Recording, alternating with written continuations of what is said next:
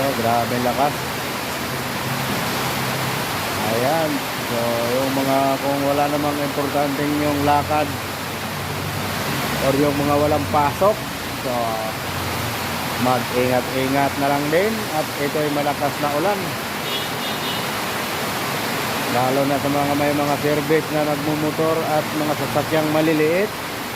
So, pag ito nagtuloy-tuloy, so tataas na naman ang tubig, babaha na naman, baka may stranded kayo. Lakas yan. Oh, nakadilim. Oh.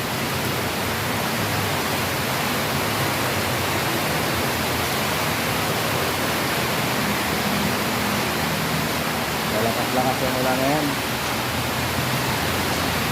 Sana yung magtuloy-tuloy para hindi bumaha. So ayan, oh. Kawawa sila yung mga nag-aabang ng masasakyan. Oh, pati yung mga bus punuan na, standing posisyon na yung mga pabiyaheng Maynila dahil pumapasok pa rin.